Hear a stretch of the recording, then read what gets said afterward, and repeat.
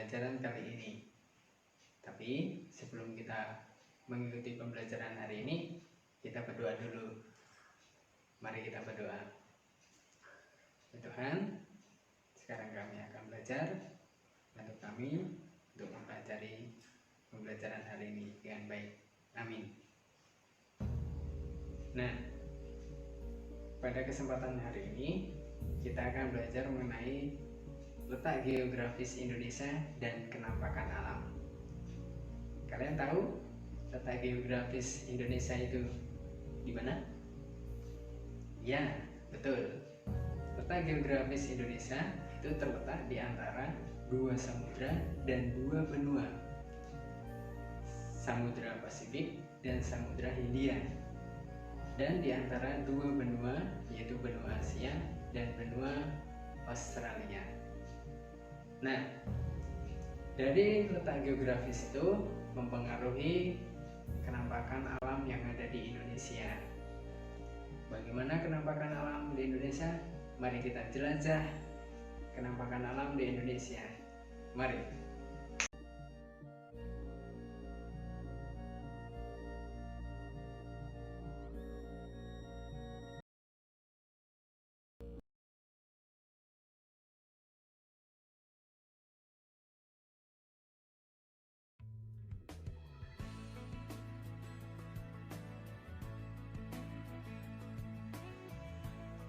Oke, anak-anak.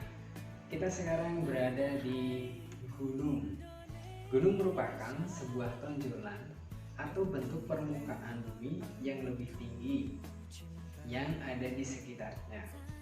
Gunung ini berbeda dengan bukit karena lebih curam dan memiliki ketinggian yang lebih tinggi daripada bukit. Selain itu, gunung ada yang bisa erupsi, namun ada juga yang tidak. Gunung yang masih bisa melakukan erupsi dinamakan gunung berapi aktif. Sementara yang tidak bisa adalah gunung mati atau tidak aktif. Nah, kita sekarang berada di bukit.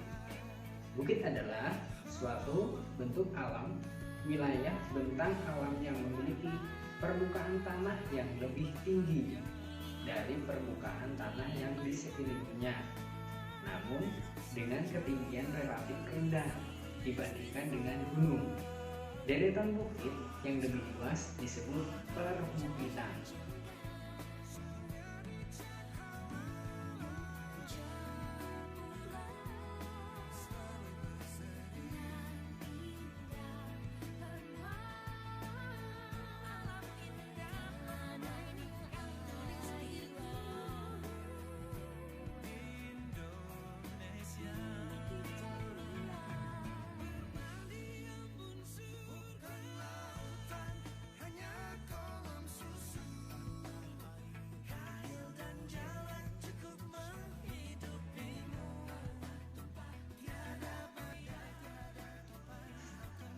Sekarang kita berada di dataran tinggi.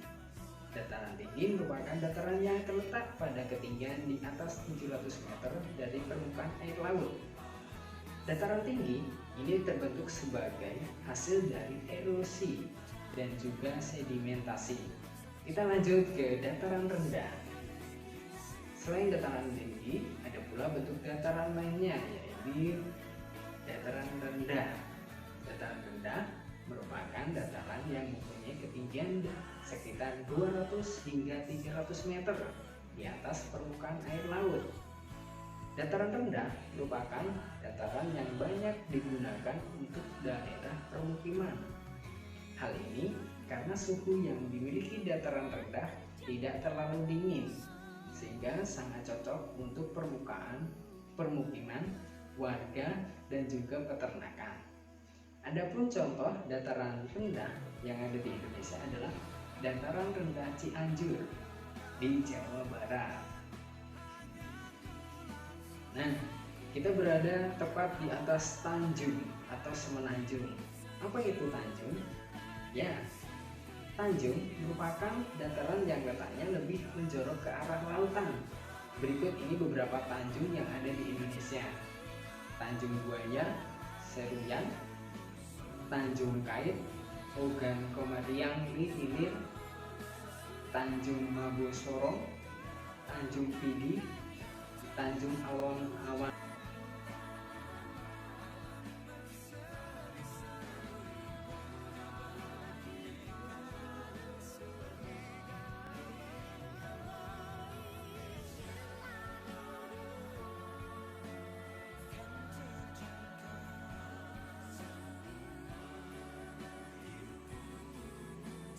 Nah, berbeda dengan Tanjung, Teluk merupakan wilayah lautan yang letaknya lebih menjorok ke daratan. Berikut ini beberapa contoh teluk di Indonesia. Ada Teluk Jakarta, ada Teluk Penyu, dan ada Teluk Banyu Biru, dan Teluk Labuan Bajo. Selain itu, ada lagi bentuk permukaan alam di Indonesia yang selanjutnya, yaitu laut. Apa itu laut? Laut merupakan bagian yang mendominasi dari negara Indonesia. Laut mempunyai air yang terasa asin. Air laut banyak dimanfaatkan sebagai bahan baku pembuatan garam. Oleh karena itu, banyak masyarakat Indonesia yang bertani garam.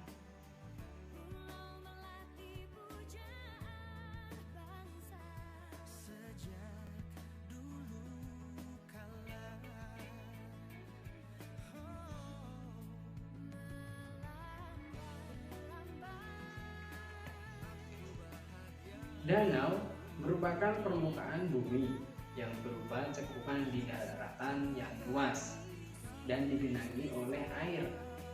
Danau yang terbentuk ini berasal dari letusan gunung berapi yang biasa disebut dengan danau vulkanik. Sementara danau yang terbentuk dari adanya pergeseran muka bumi disebut dengan danau tektonik. Selain terbentuk dari proses alam, ada pula danau yang sengaja dibuat oleh manusia yang disebut dengan danau buatan. Danau ini banyak sekali fungsinya, yakni digunakan untuk tempat memelihara ikan, untuk membudidayakan tanaman, dan juga digunakan untuk tempat rekreasi.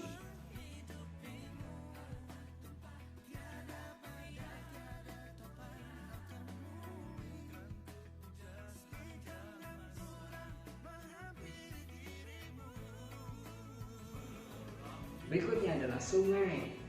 Itu bentang alam di Indonesia yang berupa perairan. Sungai membentuk aliran di setiap pulau dan membelah daratan yang dilewatinya. Sungai mengalir dari dataran tinggi menuju dataran rendah dan pada akhirnya akan bermuara di laut. Sungai bagian awal berukuran kecil yang mulainya terdapat di pegunungan.